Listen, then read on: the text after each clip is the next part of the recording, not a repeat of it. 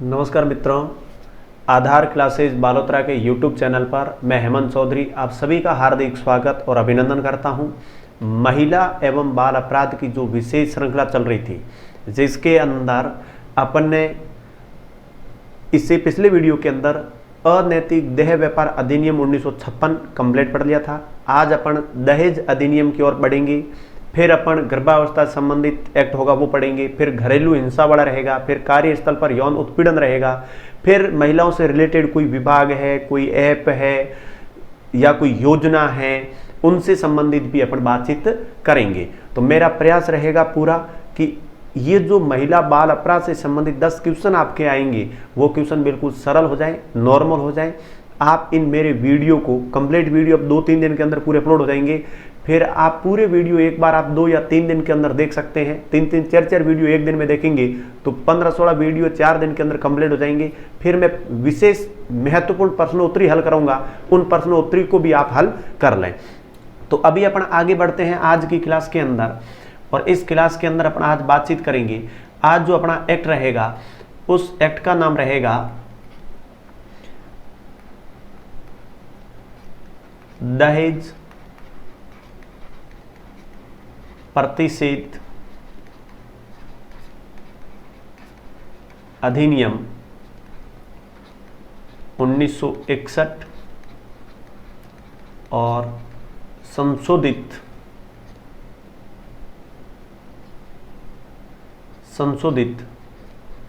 1986। ये 1986 में संशोधित भी हुआ था। तो इस एक्ट के बारे में अपन बातचीत करेंगे। ये एक्ट परीक्षा की दृष्टि से अति महत्वपूर्ण है, समझना भी जरूरी है, देखना भी जरूरी है। दहेज प्रतिषेध अधिनियम 1956 के बारे में, इसके बारे में अपन बातचीत करेंगे। अब इस एक्ट के बारे में देखिएगा, इस एक्ट से संबंधित क्या क्या क्वेश्चन बन सकते हैं। इससे संबंधित जो एक्ट बढ़ेंगे, सबसे पहले आता है दहेज प्रथा। ये दहेज प्रथा क्या, एक कुप्रथा है। तो सीधी बात है, अपन यदि दहेज के बारे में पढ़ते हैं तो दहेज वह धन है, दहेज वो धन है या संपत्ति जो विवाह के अवसर पर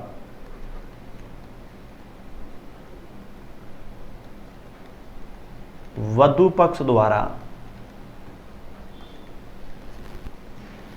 विवाह की आवश्यक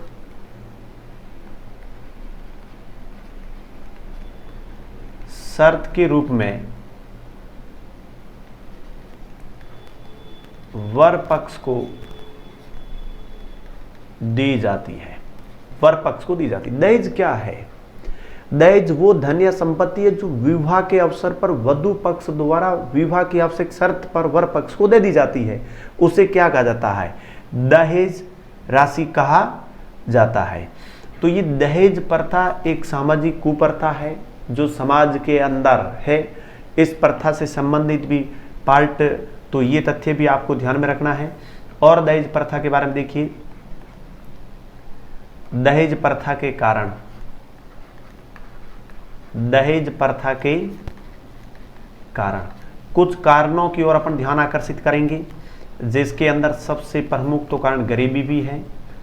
गरीबी के बाद में अपन देखेंगे तो उत्तराधिकारी जो नियम है हिंदू धर्म में, उत्तराधिकारी नियम, इस नियम से संबंधित भी कारण बनता है, तो ये भी पढ़ेंगे। इसके बाद में अशिक्षा, अशिक्षा वाली तो झंझटमारी चल ही रही है, तो ये भी कारण बनेगा। और एक जो बनेगा वो बनेगा सामाजिक प्रतिष्ठा, सामाजिक प्रतिष्ठा। अब इनको देखिएगा, इनको समझें आप किस प्रकार से ये है। दहेज प्रथा के कारण क्या है? गरीबी। पहली चीज तो गरीबी है। तो गरीबी के कारण क्या होता है कि हर कोई व्यक्ति चाहता है कि मुझे सामग्री मिल जाए, रहने की, ये जितने भी बर्तन हैं, ये भांडे मिल जाए। तो वो चाहता है कि ऐसी लड़की से विवाह करूं जहां पर मुझे कमाना ना पड़े और वहां से अपने को धन प्राप्त हो जाए। तो तब लड़की का पिता क्या करता है, अपनी लड़की को किसी के साथ विवाह करने से पहले धन की मांग कर लेता है, तो वो धन दहेज के रूप में आ जाती है, तो गरीबी भी है।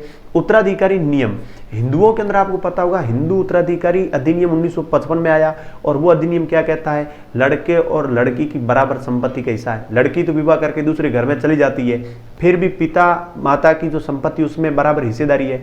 तो अपने वाले लोगों ने क्या किया, लड़कियों को डफुड़ बनाने के लिए कि इसको उड़ावनी करते रहें, इसको मोमेरा भरें, उसको ये चीज़ करें ताकि वो अपनी संपत्ति में हिस्सा ना करें। अपन उनको बहलाने फुसलाने की बहुत कोशिश और प्रयास करते हैं, लेकिन लड़की फिर भी दिलदार होती है कि वो अपनी संपत्ति, अपने पिता की संपत्ति में हिस्सा आद्वाद नहीं करती है। यहाँ पर 90 से 90% अपन समाज के अंदर ये चीज़ें देखते हैं। पर ये उत्तराधिकारी नियम भी है, इस नियम के कारण भी दहेज परंपरा कई जगह दी जाती है, ताकि ये कोई यदि इस प्रकार के कदम उठा ले, संपत्ति में हिस्सा मांग ले, तो ये दहेज वहेज वाले मामले रुपये बोल करके उसको समझाया बुझाया जा सकता है। ये भी कारण कहीं न कहीं बढ़ जाते हैं।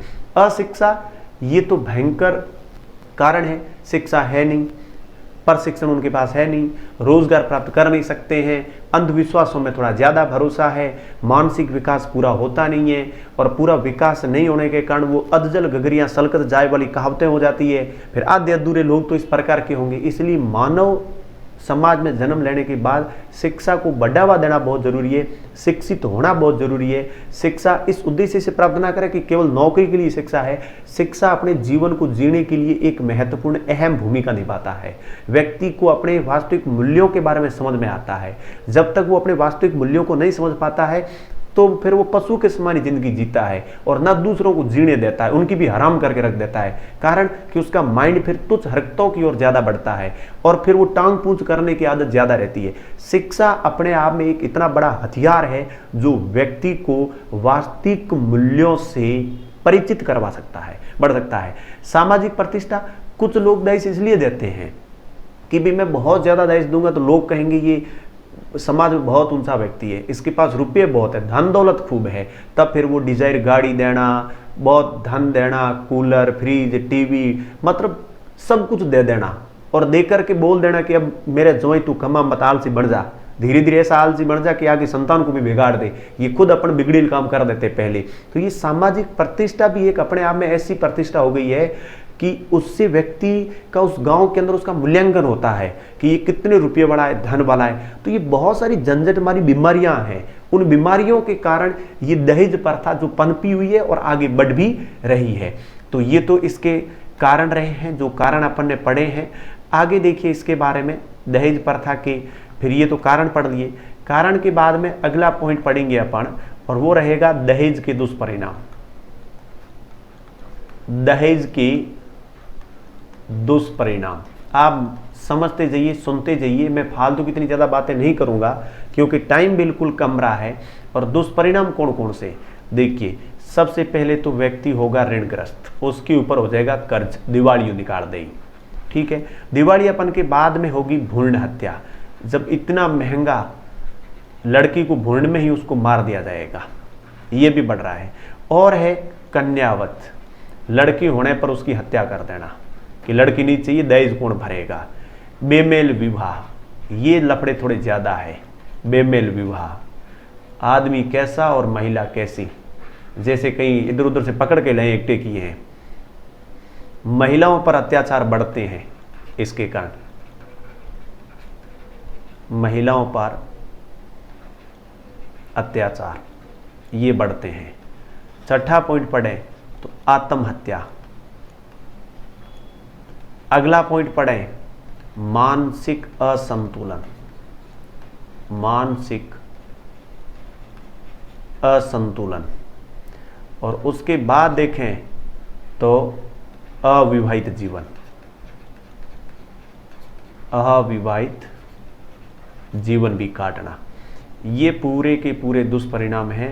इन दुष्परिणामों को देखना। दहेज के जो दुष्परिणाम है वो क्या क्या है, एक तो ऋणग्रस्त, व्यक्ति के ऊपर रुपयों का हो जाना, कर्ज का हो जाना, भ्रूण हत्या, फिर कोख के अंदर ही लड़कियों को मार देना, लिंग चेक करवाना, फिर ये बढ़ता है कन्यावध, यदि पुत्री हो जाती है तो जन्म के बाद उसका गला घोंट देना, कर देना। कारण कि एक तो सुरक्षा नहीं, आज के दिन में ये जो रैप, बलात्कार, ये जो मामले बढ़ रहे हैं, हाथरस का कांड, निर्भया कांड, ये बारावाड़ा कांड, ये कांड देखते हैं तब दर्द भरे कांड होते हैं कि इन लड़कियों की सुरक्षा कैसे करें।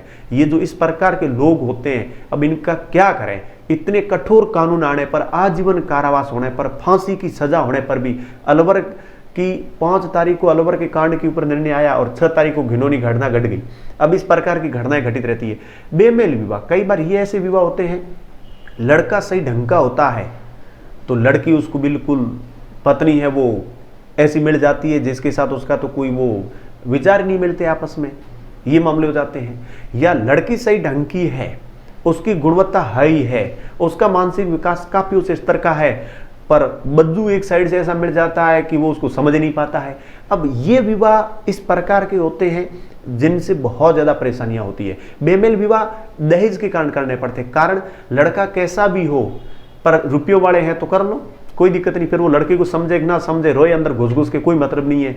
पर वो दहेज मामला क्या है, धन देखा वहां पे इंसानियत नहीं देखी है, मानवता नहीं देखी है। तो रुपयों में तो क्वालिटी भी हो जाए और अनक्वालिटी भी आ जाए, कोई गारंटी नहीं है। तो ये चीजें भी बढ़ रही है। बढ़ना जरूरी है कि लड़की गरीब परिवार की है, योग्य है, इंटेलिजेंट है, मानसिक विकास भी बढ़िया है, फिर भी एक ऐसे लड़के के साथ उसका विवाह किया जा रहा है केवल रुपयों के कारण, धन दौलत के कारण। महिलाओं पर अत्याचार बढ़ता है इससे। एक परिवार में दिया जाता, दूसरों में नहीं देने पर, कम देने पर, तेरे को क्या दिया, उसको इतना दिया, तू तो बहुत कम लेके आई है, तेरे पास तो है क्या, तुम्हारे तो माँ बाप दिवाली हैं, तुम्हारे पास है क्या, तुम तो इस प्रकार के हो। पता नहीं क्या क्या शब्द बोले जाते हैं। ये डिक्शनरी कहाँ से लेके आए लोग, अध्ययन नहीं करते, इतने हिंदी और अंग्रेजी के शब्द नहीं सीखते, इतने शब्द वहां पर सीख लिए जाते हैं घरों में बोलने के लिए, और इतने खतरनाक शब्दों का वार होता है, देख नहीं सकते। फिर ज्यादा लड़कियां इस प्रकार से इस मामलों से परेशान होती है, बातों को दबा करके दोनों घरों को जोड़ करके रखने के उद्देश्य से अंदर ही अंदर घुट घुट के वो मरती है, ज्यादा परेशान हो जाती है, फिर आत्महत्या तक कर लेती है। ये इस के नतीजे हैं। मानसिक असंतुलन, मानसिक असंतुलन का अर्थ होता है बार बार इस प्रकार की प्रॉब्लम से माँ बाप को बताऊं कि ना बताऊं, बताने पर माँ बाप के ऊपर क्या गुजरेगी, हमारे परिवार के ऊपर क्या गुजरेगी, समाज की कुछ इस प्रकार की प्रॉब्लम्स से जुड़ी हुई समाज जूझ रही है आज के दिन में कि यदि कोई चीज़ बाहर लीकेज हो जाए तो वहाँ पर मानसिक प्रतिपादना, समाज के अंदर बदनामी झेलनी पड़ती है। ऐसे घटनाक्रमों से सुरक्षित रहने के लिए, क्योंकि साइड में ये बहुत सारी महिलाएं बैठी जिनका काम यही है, इधर की उधर और उधर की इधर करें और कर करके इन घरों को बिगड़ आ जाए। फिर वो सुख सहन से तो वो खुद नहीं रह पाती है, पर इनकी जीवन जो है वो जीवन शैली पे बहुत प्रभाव पड़ता है। ऐसे शब्दों से, बुराई करने से, उनको बदनाम करने से फिर उनके ऊपर मानसिक असंतुलन है वो बिगड़ जाता है। पर कुछ तो ऐसे निर्णय ले लेते हैं कि इस झंझटमारी से दूर रहें। जितने धन दौलत रुपयों की मांग की जाती दहेज में, इतने रुपये ना तो अपन दे पाएंगे ना कोई मतलब है, और फिर भी गारंटी नहीं है कि माल है वो किस क्वालिटी का आएगा। तो ऐसी कंडीशन के अंदर वो अविवाहित रहने का भी निर्णय ले लेते हैं, और बहुत सारे अविवाहित भी घूम रहे हैं जिनको पता है कि अपन विवाह से ज्यादा अविवाहित जीवन अपना ठीक रहेगा। तो ये सब इस दहेज के दुष्परिणाम है जो इन कारणों से ये चीजें होती है। आगे अगला पॉइंट देखिए, नेक्स्ट पॉइंट, दहेज प्रथा को खत्म करने के उपाय क्या है। दहेज प्रथा को समाप्त करने के उपाय, दहेज प्रथा को समाप्त करने के उपाय सीधा सीधा है। एक तो शिक्षा को बढ़ावा, अधिक से अधिक शिक्षा को बढ़ावा देना होगा, अधिक से अधिक बढ़ावा शिक्षा को देना होगा। उसके बाद में जीवन साथी चुनने की स्वतंत्रता, जीवन साथी सुनने की स्वतंत्रता। उसके बाद में प्रेम विवाह को मान्यता, प्रेम विवाह को, यहां पे देखिए, प्रेम विवाह को मान्यता देना। अगला जो पॉइंट है, दहेज कानून में कठोरता, दहेज कानून में कठोरता। नेक्स्ट जो पॉइंट है वो रहेगा अंतरजातीय विवाह को बढ़ावा, अंतरजातीय विवाह को बढ़ावा। अब देखिए, इस प्रकार की कुप्रथा के ऊपर अपन बातचीत कर रहे हैं कि दहेज प्रथा को समाप्त करने के उपाय क्या है। उपाय अपन जब कर सकते हैं, एक तो शिक्षा को अधिक से अधिक प्रचारित किया जाए और हर व्यक्ति तक शिक्षा को पहुंचाया जाए, ताकि वो खुद अपना निर्णय कर पाए, अपने जीवन के अपने खुद के मापदंड तय कर पाए, अदर झूल की जिंदगी वो ना जिए। जीवन साथी को चुनने की स्वतंत्रता, हमारे यहाँ पर तो कई समाज में इस प्रकार की प्रथा है, फेरे लेकर के विवाह करके घर पर जब आते सुहागरात वाले दिन ही वो इमारत को देखा जाता है कि कौन सी इमारत मिली है, अरावली पर्वतमाला आई है या कोई एक डूबा हुआ समुद्र तट के अंदर कोई किनारा आया है, वो चीजें वहां पर होती है। अब ये चीजें दिक्कत देती है। अब लड़के को ये स्वतंत्रता दे दी जाए कि भाई आप अपने हिसाब से जीवन साथी चुन सकते हो, फिर आप माँ बाप को या किसी भी प्रकार का कोई आरोप नहीं लगा सकते कि भाई हमारी शादी इस प्रकार से हो गई, लड़का योग्य नहीं, या लड़का बोले ये लड़की सही नहीं है, इस प्रकार के जीवन साथी को चुन लिया जिसके साथ मैं रह नहीं सकता। तो दहेज प्रथा को समाप्त करने के लिए ये भी करना पड़ेगा। जब दोनों समझदार होंगे, दोनों का तालमेल बैठेगा, तो वो इस प्रकार की प्रथाओं को दहेज वहेज की तरफ नहीं देखेंगे, वो अपने दोनों की तरफ देखेंगे, दोनों को देखते देखते जिंदगी निकाल देंगे, तो माथाफोड़ी भी खत्म हो जाएगी। तो इस प्रकार की स्वतंत्रता दी जाए ताकि ये लफड़ेबाजी झंझट मारी है वो समाप्त हो। प्रेम विवाह को मान्यता वैसे ही कर लेते हैं आज के दिन में। अब आने वाले टाइम तो ऐसा ही होगा कि ये भाग भाग के विवाह होंगे और ये ज्यादा होने शुरू हो गए हैं। तो पहले से ऐसा एक सिस्टम शुरू कर दो समाज के अंदर, ताकि वो अपनी हैसियत के अनुसार, अपनी श्रद्धा के अनुसार जिस लड़की से जो लड़का या जो लड़की जिस लड़के से विवाह कराना चाहे उनको मान्यता दे दें। उनके बाद भी उनके कर्म फूटे या उनके कर्म रहे, वो जाने, उनके काम जाने। अपन तो उनको खुला कह सकते हैं कि आप खुद दोनों ने जग मारा, अब किसी के ऊपर कोई आरोप आप लगा नहीं सकते हैं, तो वो अपने आप वहां पर बैठे रहेंगे। तो हर जगह प्रेम विवाह भी सही नहीं है। कारण 15-16 साल की उम्र में लड़के लड़कियां आज के दिन में ये विवाह वाले मामले करने शुरू कर देते हैं। 16-17 साल की उम्र में वो किसी का मूल्यांकन सही ढंग से नहीं कर सकते हैं, वो अल्प विकसित मानसिकता होती है। फिर कई विवाह, प्रेम विवाह करने के बाद अंदर अंदर इतने रोते हैं कि यार सही ढंग से विवाह करते तो कितना बढ़िया होता। यानी प्रेम विवाह भी यदि परिपक्व अवस्था में किया जाए, यानी लड़की भी मैच्योर है, लड़का भी मैच्योर है, जिसकी समझ भी है, वो ग्रस्त जीवन देखें, व्यवहारिक जीवन देखें, उनकी पेट देखें, उन सब चीजों को देखा जाए, फिर वो विवाह करे तो वो विवाह सक्सेस है। नहीं तो आज प्रेम यहाँ पे, कल प्रेम किसी और के साथ, अगले दिन प्रेम किसी और के साथ, फिर वो प्रेम विवाह कहीं प्रेम और करता रहेगा और वो लड़की डावाडोल में रहेगी। इस प्रकार की विवाह आज के दिन में ज्यादा है। एक के बाद कई प्रकार की विवाह, एक ही लड़के के द्वारा देखते हैं अपन कई बार 3-4 विवाह प्रेम विवाह कर ले जाते हैं। कई लड़कियां बैठी है जो पता नहीं कितनी प्रेम विवाह उनके होते ही जा रहे हैं, रुक ही नहीं रहे हैं। तो प्रेम विवाह को मान्यता तो मिल जाएगी, पर प्रेम विवाह के अंदर भी कम से कम मैच्योरिटी हो, समझ हो कि हाँ रियल में ये मेरे लिए योग्य है। नहीं तो ढोला मारू पकड़ लेन भाषा बेटा ढोला मारू कूके बैठा। दहेज कानून में कठोरता लाई जाए, अंतरजातीय विवाह को भी बढ़ावा दिया जाए। ये जो जातीय वर्ग के अंदर है, जैसे मान लो कि अदर कास्ट में नहीं कर सकते, तो वहां दिक्कत आती है। ये ब्राह्मणों का, फिर राजपूतों का, फिर जाटों का, फिर मालियों का। अब जहां चाहे वो जाति विवाह करे ना, तो वो अपने योग्य वर्ग को ढूंढ सकता है और वो दोनों अपने एक दूसरे से खुश रह सकते हैं।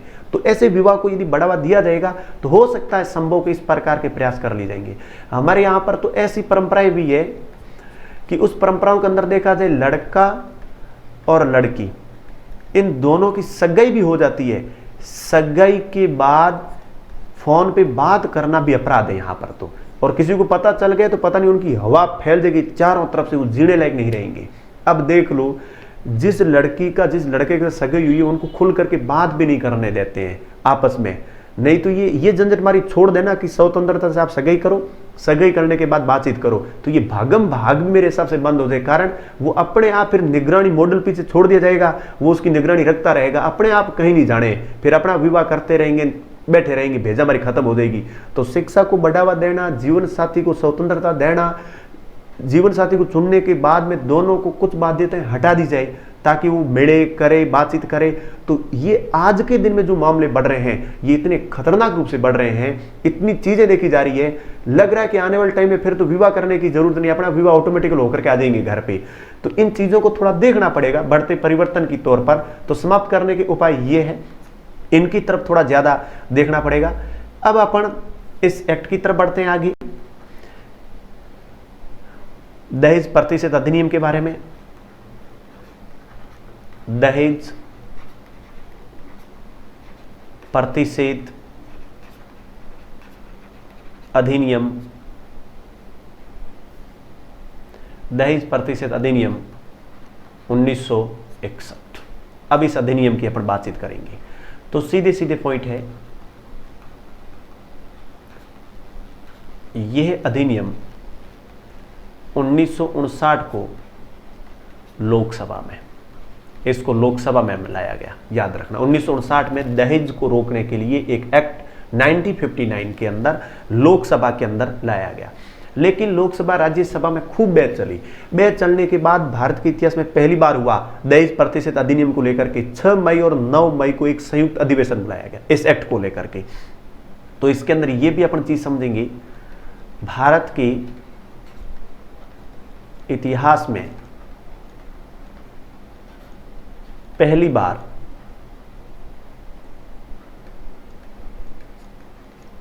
दहेज विधेयक के लिए मई 1961 में संयुक्त अधिवेशन बुलाया गया। संयुक्त अधिवेशन बुलाया गया, ये याद रखना।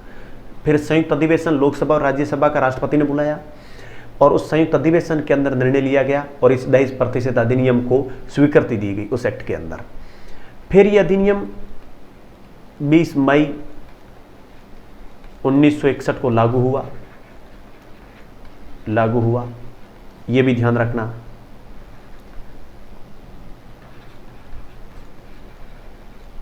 इस एक्ट में 10 धाराएं हैं और एक चीज पढ़नी है, 1984 और 1986 में संशोधन हुआ। इस एक्ट के अंदर 2 बार संशोधन हुआ। तब इसको दहेज प्रतिशत अधिनियम 1961 संशोधित 1986 भी कहा जाता है। ये चीजें भी आपको ध्यान में रखनी है। तो इस एक्ट के बारे में देखिए, दहेज प्रतिशत अधिनियम कब आया? 1961 में आया। ये अधिनियम 1959 के अंदर लोकसभा के अंदर पारित किया गया, लेकिन बहस ज्यादा होने के कारण भारत के इतिहास में पहली बार दहेज विधेयक को लेकर के मई 1961 में संयुक्त अधिवेशन बुलाया गया। ये विशेष बात है, याद रखना। फिर 20 मई 1961 को ये एक्ट लागू कर दिया गया। 20 मई 1961 को दहेज प्रतिशत अधिनियम 1961 लागू कर दिया गया। इस एक्ट में 10 धाराएं हैं। आपको पूछा जाए दहेज प्रतिशत अधिनियम के अंदर जो धाराएं हैं वो धाराएं कितनी हैं? 10 धाराएं हैं, अति महत्वपूर्ण धाराएं। इन धाराओं को समझेंगे। 1984 और 86 में इसके अंदर संशोधन हुआ। इस अधिनियम के अंदर कितनी बार संशोधन हुआ?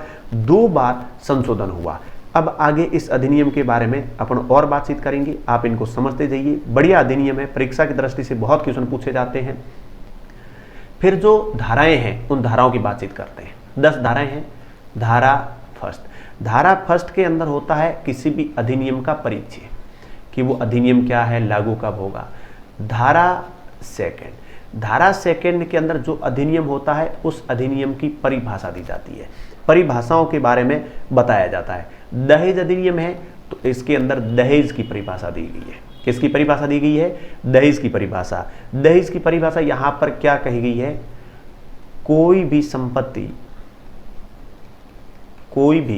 संपत्ति या मूल्यवान प्रतिभूति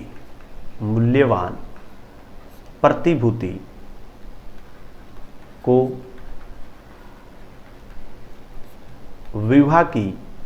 विवाह से पहले, विवाह के समय या विवाह के बाद में प्रत्यक्ष या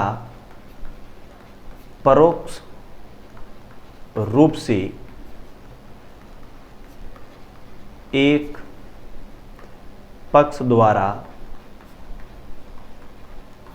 दूसरे पक्ष को देना दहेज कहा गया है। तो देखिए, कोई भी संपत्ति या मूल्यवान प्रतिभूति को विवाह से पहले, विवाह के दौरान, विवाह के बाद प्रत्यक्ष या परोक्ष रूप से कैसे भी एक पक्ष से दूसरे पक्ष को दिया जाए तो वो दहेज कहलाएगा इस एक्ट के तहत। लेकिन इसके अंदर याद रखना, श्रेणी में नहीं।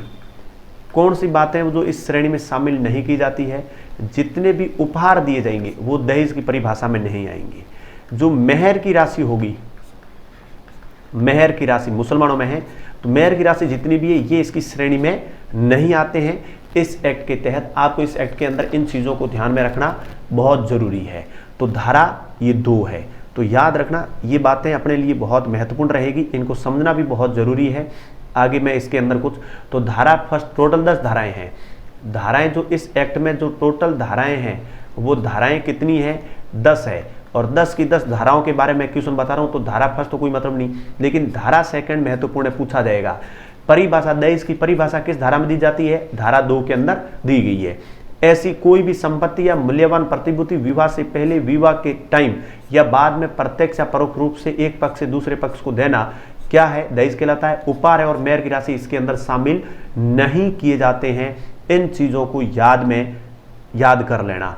आगे अपन और इन चीजों के बारे में पढ़ेंगे और इन चीजों के बारे में सुनेंगे। ये चीजें परीक्षा की दृष्टि से अति महत्वपूर्ण है। 10 धाराएं अभी मैं पूरी कंप्लीट करवा रहा हूं आपको, इनके बारे में सुनना जरूरी है आपको। अभी जो धारा पढ़ेंगे वो पढ़ेंगे धारा 3। धारा 3 के अंदर दहेज के लिए सजा, वो दंड का प्रावधान है, दंड का प्रावधान है। अब दहेज के लिए दंड कितना दिया जाएगा वो धारा 3 के तहत है। इसके अंदर ये बातें बताएगी, जो मैं बातें बोल रहा हूं इनको देखना आप। दहेज लेना, दहेज देना या लेने देने में सहयोग करना, लेने व देने में सहयोग करना, ये तीनों चीज गलत है। कोई दहेज लेता है या कोई देता है या लेने देने में सहयोग करता है, मध्यस्थता करता है, बिचौलिया है, तो ये तीनों चीज कानूनन अपराध है। अपराध की श्रेणी के अंदर इनको डाला गया है। यदि कोई दहेज लेता है या देता है तो इसके लिए कम से कम 5 वर्ष, कम से कम 5 वर्ष सजा व 15,000 रुपये राशि, 15,000 रुपये राशि या उतनी राशि जितने की उपहार हो। इससे भी अधिक का मामला भी लिया जा सकता है। इन चीज़ों को याद में रखना है, ये परीक्षा की दृष्टि से महत्वपूर्ण है। तो सजा और दंड का प्रावधान किस धारा में है? धारा 3 में कर रखा है।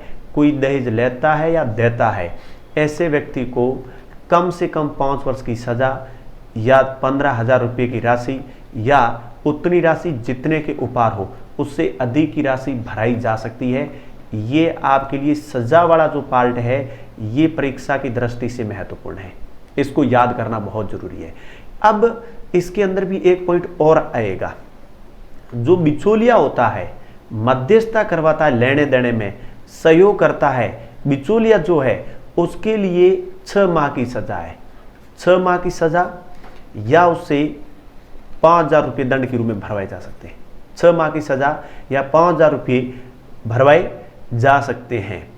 तो दहेज शादी के टाइम में जो उपहार है वो उसकी श्रेणी में शामिल नहीं किए जाते हैं। इन चीज़ों को आपको समझना है। तो धारा 3 के तहत दहेज लेने वाले और देने वाले को सजा का प्रावधान किया गया है।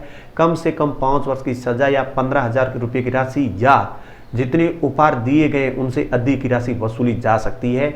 ये जुर्माना है, ये सजा दंड है दहेज के लिए। ये विशेष पॉइंट है, ये धारा 3 मोस्ट है। धारा 2 में परिभाषा है और इसको आप मोस्ट कर देना, परीक्षा की दृष्टि से अति महत्वपूर्ण ये धारा मानी गई है। अब आगे देखिए,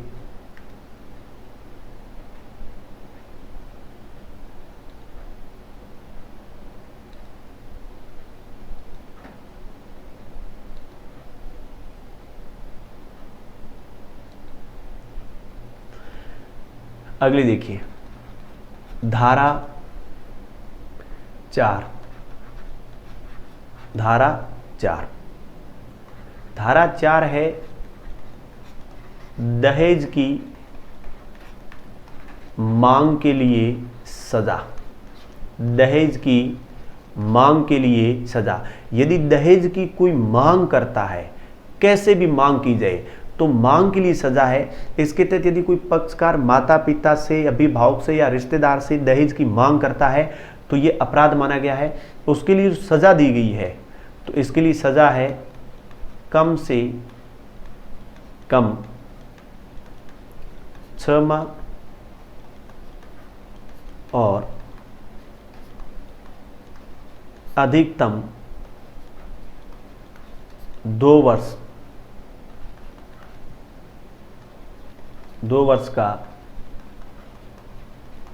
कारावास। 2 वर्ष का कारावास और 10,000 रुपये का जुर्माना भी हो सकता है। जुर्माना भी हो सकता है। ये चीज़ ध्यान रखना। ये जो 2 वर्ष का मामला था, इसको अभी 10 वर्ष के लिए प्रस्तावित किया गया है। 10 वर्ष के लिए भी इसको बढ़ाया गया है, लेकिन अभी तक इतना ही दिया जा रहा है। प्रस्ताव इसके लिए 10 साल का कर रखा है, संशोधित होते ये चीज़ भी हो जाएगी। तो इन चीज़ों को आप ध्यान में देवें, ये अति महत्वपूर्ण है। धारा 4, तो धारा 4 याद रख लेना। दहेज की मांग के लिए सजा है कितनी? कम से कम 6 माह की और अधिकतम 2 वर्ष की सजा होगी और 10,000 रुपये का जुर्माना भी होगा। दहेज लेता है या देता है तो कम से कम 5 वर्ष की सजा और 15,000 रुपये या उतनी राशि वसूली जाएगी जितने रुपयों के उपहार उन्होंने लिए हैं या दिए हैं। तो वो है धारा 3 के तहत सजा। लेकिन दहेज मांग के लिए सजा किस धारा में है? धारा 4 के अंदर ये मांग कर रखी है, जो अति महत्वपूर्ण है। इसके तहत ही एक धारा मैं आपको और करवा देता हूं, धारा 4A। ये धारा महत्वपूर्ण है, याद रखना। धारा 4A, इसके लिए देख लीजिए, इसमें दे रखा है दहेज के विज्ञापनों के लिए प्रतिबंध। दहेज के लिए विज्ञापन नहीं दे सकते।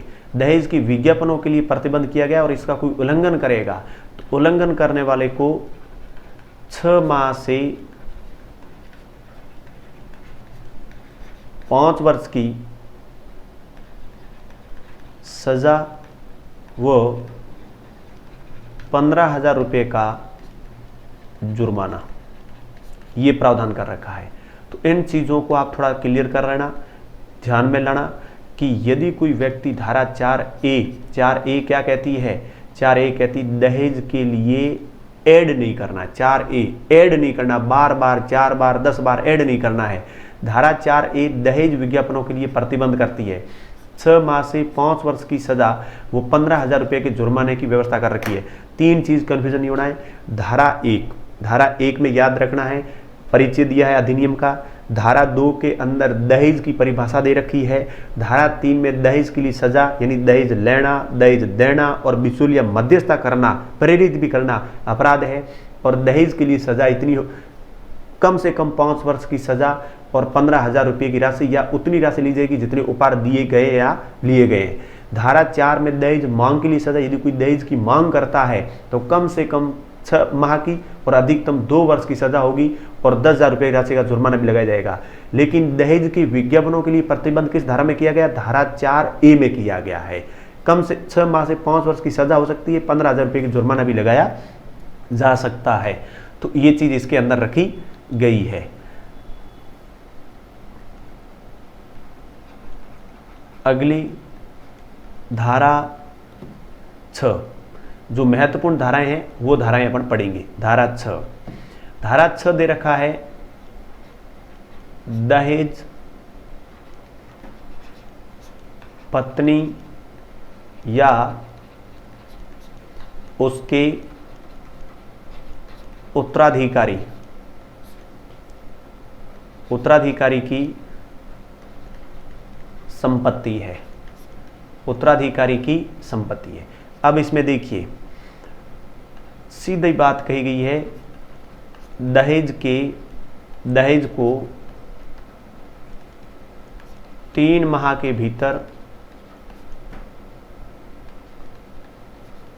पत्नी को सौंपना अनिवार्य। वैसे पत्नियां ले लेती है, पर तो भी 3 माह के अंदर सौंपना अनिवार्य है। फिर ये कहा गया कि शादी के टाइम यदि वो नाबालिग है तो 3 माह के अंदर उसको सौंपा जाएगा। शादी के टाइम यदि नाबालिग है, वो शादी की उस टाइम यदि नाबालिग है तो सीधी बात है 3 माह के अंदर इसको ये सौंपना ही पड़ेगा।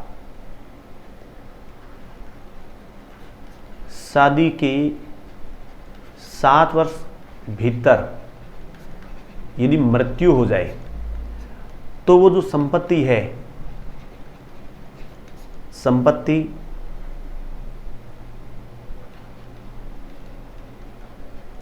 उत्तराधिकारी की होगी, वो संपत्ति उत्तराधिकारी, यानी उसका कोई बेटा बेटी होगी उसकी। यदि बेटा बेटी नहीं है तो वो संपत्ति अभिभावक की होगी, उसके माँ बाप की होगी, वापस अभिभावक की होगी। ये चीज भी ध्यान में रखनी है। तो वो संपत्ति किसकी होगी? अभिभावक की संपत्ति होगी। ये चीज ध्यान में रखनी है। यदि उसकी कोई लड़की या लड़का नहीं है तो उस लड़की के माँ बाप जो होंगे, यानी वो संपत्ति किसकी होगी? लड़की के माता पिता की मानी जाएगी। अब आप देख लो, आपका कुछ भी नहीं है यहाँ पे, ये चीजें हैं, आप केवल रगड़ खा सकते हो थानों में जा जाके। तो धारा 6 के तहत दहेज पत्नी या उसके उत्तराधिकारी की संपत्ति घोषित कर रखा है। कहा गया कि यदि दहेज दिया गया और उस टाइम लड़की नाबालिग है तो 3 माह के भीतर उसको दहेज सौंपना होगा, अनिवार्य रूप से है। शादी के 7 वर्ष भीतर मृत्यु हो जाती है कोई अप्राकृतिक कारण से, मान लो कोई डिलीवरी के टाइम में या कोई एक्सीडेंट से, तो वो जो संपत्ति होगी वो उसके उत्तराधिकारी होगी, उसका जो बेटा या बेटी होगी उसकी होगी। यदि बेटा बेटी नहीं है तो लड़की के माँ बाप की संपत्ति होगी। पति कुछ भी नहीं है, ढोल बजाएगा, वहां पे कोई लेना देना नहीं है उसका, तो वो संपत्ति उसकी होगी। ये कौन सी धारा के तहत क्या रखा है? धारा 6 के तहत। आगे देखिए, नेक्स्ट अपन जो बातचीत करेंगे वो करेंगे धारा 7।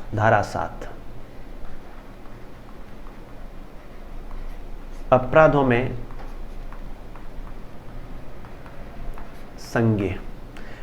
में संज्ञेय। इसका अर्थ होता है ये गैर जमानती मामले होते हैं, ठीक है ना। इस प्रकार के मामले जो होते हैं गैर जमानती मामले, ये गैर जमानत के अंदर आते हैं। इस प्रकार के कार्य दहेज से जुड़े वाद प्रथम वर्ग न्यायिक मजिस्ट्रेट से निचली अदालत में नहीं चलाए जा सकते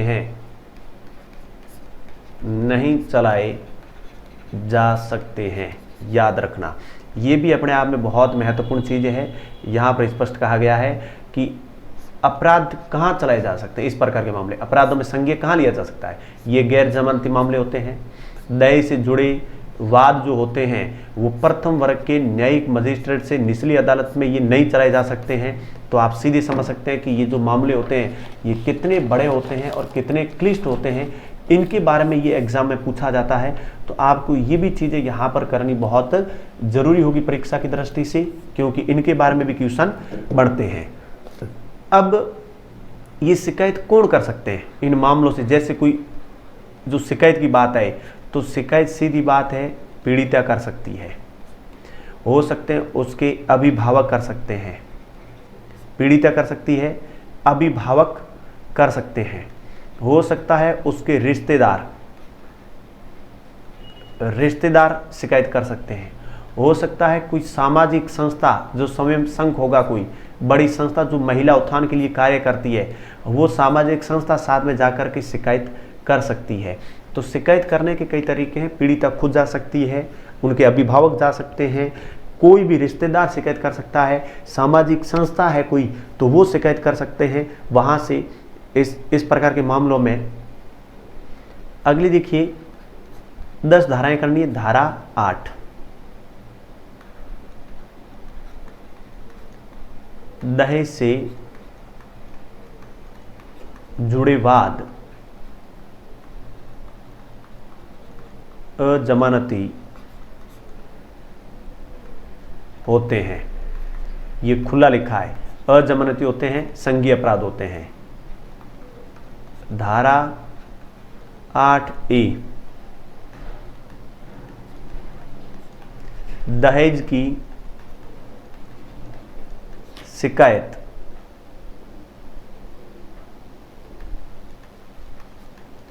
दहेज मांग के 1 वर्ष के भीतर भी की जा सकती है।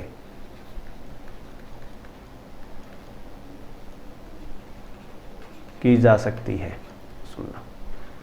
फिर धारा 8B कई बार पूछा गया, दहेज प्रतिषेध अधिकारी। दहेज प्रतिषेध अधिकारी की जो नियुक्ति है वो राज्य सरकार करेगी। नियुक्ति राज्य सरकार करेगी, याद रखना। यहां पर भी मोस्ट क्वेश्चन बनता है। तो धारा 8 में ये कहा गया है दहेज से जुड़े जो मामले होते हैं अजमानती होते हैं, इनके ऊपर जमानत नहीं होती है। धारा 8A, दहेज की शिकायत दहेज की मांग के 1 वर्ष के भीतर ही की जा सकती है, मोस्ट पॉइंट है। धारा 8B, दहेज प्रतिषेध अधिकारी, कई बार पूछा गया, दहेज प्रतिषेध अधिकारी की नियुक्ति राज्य सरकार किस धारा के तहत करती है? धारा 8B के तहत करती है। धारा 8B के तहत शिकायत की जा सकती है। अगली धारा 9, तो इसमें स्पष्ट लिखा है इस धारा के तहत केंद्र सरकार दहेज से जुड़े मामलों पर कानून बना सकती है। कानून बना सकती है। इसी प्रकार की धारा 10 के अंदर लिखा जाएगा राज्य सरकार। राज्य सरकार दहेज से जुड़े मामलों पर कानून बना सकती है। बना सकती है। ये टोटल आपके कितनी धाराएं हो गई? 10 धाराएं हो गई। याद रखना 10 धाराएं। धारा 9, केंद्र सरकार दहेज से जुड़े मामलों पर कानून बना सकती है। धारा 10, तो धारा 10 है राज्य सरकार दहेज से जुड़े मामलों पर कानून बना सकती है। तो शॉर्ट में इनको देखा जाए, धारा फर्स्ट के अंदर परिचय था, याद रखना। धारा सेकंड के अंदर दहेज की परिभाषा थी। धारा थर्ड में दहेज से संबंधित सजा थी। धारा 4 दहेज मांग के लिए सजा का प्रावधान था। उसके बाद में धारा 4A भी आया था जिसके अंदर विज्ञापनों को प्रतिबंध करने की बात थी। फिर धारा 6 की बात आई। धारा 6 परीक्षा की दृष्टि से महत्वपूर्ण थी और धारा 6 के अंदर दहेज किसका होगा, दहेज जो है पत्नी मर जाए तो किसका होगा, उसके उत्तराधिकारी का होगा, ये बात कही थी यहाँ पर। धारा 7 इस प्रकार के मामलों की जांच कौन कर सकता है? प्रथम मजिस्ट्रेट श्रेणी का अधिकारी ही कर सकता है। धारा 8 में दहेज मामले गैर जमानती है। धारा 8A के अंदर क्या लिखा गया था? धारा 8A में ये लिखा गया था दहेज मांग के 1 वर्ष भीतर ही शिकायत की जा सकती है। धारा 8B में क्या था? दहेज प्रतिषेध अधिकारी नियुक्ति, और क्वेश्चन मोस्ट बनता वो। फिर धारा 9 और धारा 10 ये धाराओं से संबंधित मामला था। अब अपन यहां पर जो कुछ पार्ट पढ़ेंगे, इन पार्टों के अंदर देखिए, दहेज से जुड़ी आईपीसी की धाराएं, दहेज से जुड़ी आईपीसी की धाराएं, इन धाराओं के बारे में अपन कुछ पार्ट है वो पढ़ेंगे। इसके तहत एक धारा आती है धारा 304B, धारा 304B। धारा 304B क्या कहती है? धारा 304B कहती है कि किसी महिला की विवाह के 7 वर्ष के भीतर अप्राकृतिक कारणों से उसकी मृत्यु हो जाए, यानी उसकी मृत्यु हो जाए और फिर दहेज प्रकरण का मामला सिद्ध हो जाए कि रियल में कि दहेज मामलों के कारण इसको परेशान किया गया। अप्राकृतिक कारणों का मतलब होता है कि ऐसा कारण जिसका कारण कोई रियल कारण ना हो, जैसे कोई एक्सीडेंट ना हो, डिलीवरी का मामला ना हो, कुछ रियल कारण होते जिसके कारण मृत्यु होने पर पता चल जाता कि ये कोई एक्सीडेंट हुआ, दुर्घटना हुई है, लेकिन महिला फांसी खाती है या उसको मार दिया जाता है, आत्महत्या कर लेती है, तो वहाँ कोई न कोई कारण ढूंढा जाता है और फिर उस मामले से ये पता चल जाए कि ये दहेज प्रकरण के मामले में मृत्यु हुई है, तो 7 वर्ष से लेकर आजीवन कारावास होता है। यानी इसके अंदर ये लिखा जाएगा विवाह के 7 वर्ष के अंदर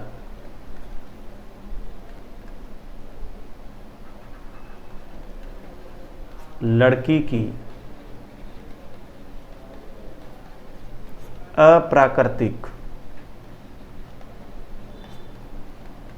मृत्यु हो जाए तथा ससुराल पक्ष पर दोष सिद्ध हो जाए तो सीधी बात है सजा दी जाएगी। सजा होगी 7 वर्ष से आजीवन कारावास। 7 वर्ष से आजीवन कारावास होगा। ये सज़ा महत्वपूर्ण है परीक्षा की दृष्टि से, जो पूछी जाती है आप याद रखनी है। ये धारा याद करनी है। धारा 304B दहेज से जुड़ी हुई है और ये धारा कहती है, ये धारा मोस्ट है कि विवाह के 7 वर्ष के अंदर किसी लड़की की अप्राकृतिक मृत्यु हो जाती है तथा ससुराल पक्ष पर दोष सिद्ध हो जाता है कि दहेज प्रकरण में ही ये लड़की मरी है, तो 7 वर्ष से लेकर के आजीवन कारावास का प्रावधान किया गया सजा के लिए। ये सजा आपको ध्यान में रखनी है, ये वेरी मोस्ट पॉइंट है। अगला देखिए, अगली धारा देखिए, धारा 406। धारा 406 के अंदर देखिए, स्त्री धन देने से मना करें। स्त्री धन देने से मना करें। स्त्री धन का अर्थ है जो महिला को उपहार मिलते हैं या उसके जो जेवर होते हैं या उसको जो फर्नीचर जो दिया जाता है, जो टीवी वीवी दी जाती है, ये पूरा मामला स्त्री धन में आता है। ये किस में आता है? स्त्री धन में आता है। तो इस प्रकार का मामला स्त्री धन देने से कोई मना कर दे तो उस व्यक्ति को सजा मिलेगी और सजा कितनी होगी? 3 वर्ष की सजा का प्रावधान है। कोई व्यक्ति महिला का स्त्री धन देने से मना कर दे तो 3 वर्ष की सजा का प्रावधान किया गया है। कितने वर्ष का? 3 वर्ष की सजा का प्रावधान किया गया है और ये आपको याद रखना बहुत जरूरी है। धारा 406 और धारा 406 में किसकी बात की है? स्त्री धन की बात की है। स्त्री धन देने से यदि कोई मना कर दे, स्त्री धन करता होता है उसको जो उपहार दिए जाते हैं, जेवर है, फर्नीचर है, टीवी है, जो सामग्री आवश्यक है उसको दे दी जाती परिवार वालों के द्वारा, उससे मना कर दे तो सजा कितनी होगी? 3 वर्ष की सजा का प्रावधान किया गया है। अगली देखिए, अगली एक धारा अपन और पढ़ेंगे। धारा पढ़ेंगे 498A, दहेज के लिए परेशान करना। दहेज के लिए परेशान करना। दहेज के लिए परेशान करना। यदि दहेज के लिए कोई परेशान करेगा तो यहाँ पर भी जो सज़ा का होगा वो सज़ा मिलेगी 3 वर्ष की। सज़ा कितनी मिलेगी? 3 वर्ष की सज़ा का प्रावधान कर रखा है। ये भी समझना बहुत ज़रूरी है। तो याद रखना, धारा 498A, यदि किसी महिला को दहेज के लिए परेशान किया जाता है तो सज़ा कितनी होगी? 3 वर्ष की सज़ा होगी। तो ये दोनों धाराएं भी आपकी परीक्षा की दृष्टि से मोस्ट है, इनको समझना जरूरी है। धारा 304 बी कहती है कि 304 बी की 7 वर्ष के अंदर विवाह की मृत्यु हो जाए अप्राकृतिक कारणों से और सिद्ध हो जाए ससुराल पक्ष पर तो 7 वर्ष से आजीवन कारावास है। 406 है वो है स्त्री धन देने से कोई मना करे तो 3 साल की सजा है। धारा 498 दहेज के लिए महिला को परेशान किया जाता है तो 3 वर्ष की सजा है। कितने वर्ष की सजा है? 3 वर्ष की सजा का प्रावधान कर रखा है। कुछ तथ्य और मैं बता दूं, सुने। दहेज प्रकरणों का हल जल्दी करने के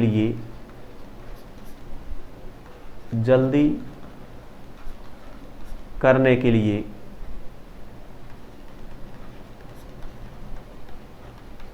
राज्य सरकार ने 2013 में 5 विशिष्ट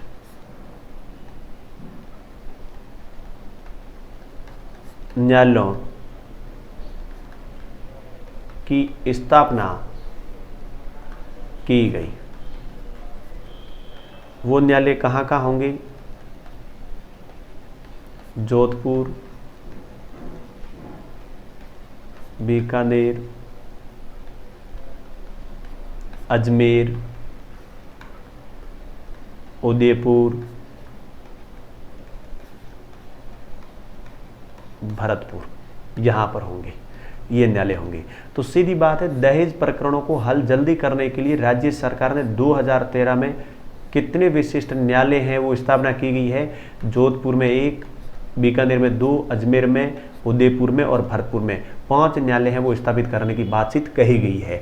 तो आज की क्लास के अंदर अपन ने दहेज प्रतिषेध अधिनियम 1961 पढ़ा। 2 बार संशोधन हुआ, 1984 और 1986 में। ये लोकसभा में 1959 में पारित हुआ। फिर मई 1961 में भारत के इतिहास में पहली बार दहेज प्रतिषेध अधिनियम को लेकर के संसद में संयुक्त अधिवेशन बुलाया गया। उस संयुक्त अधिवेशन के अंदर निर्णय लिया गया कि यह अधिनियम लागू किया जाएगा। 20 मई 1961 को ये अधिनियम पूरे भारत में लागू हुआ, जिसके अंदर इस अधिनियम में टोटल 10 धाराएं थी। 10 धाराओं के बारे में मैंने आपको बताया था जो दहेज को प्रतिषेध करता है। पहले धारा में परिचय था, दूसरी धारा में परिभाषा थी, तीसरी धारा में सजा का प्रावधान था, चौथी धारा के अंदर दहेज मांग के लिए दंड का प्रावधान था। धारा 4A जो विज्ञापनों को प्रतिबंधित करती है। धारा 8 भी महत्वपूर्ण थी। धारा 8 के अंदर गैर जमानती बताया गया। धारा 8A के अंदर यदि दहेज की मांग की जाती है उसके 1 वर्ष के अंदर ही आप मामला दर्ज करवा सकते हैं। धारा 8B प्रतिषेध अधिकारी की नियुक्ति, दहेज प्रतिषेध अधिकारी की नियुक्ति राज्य सरकार करेगी।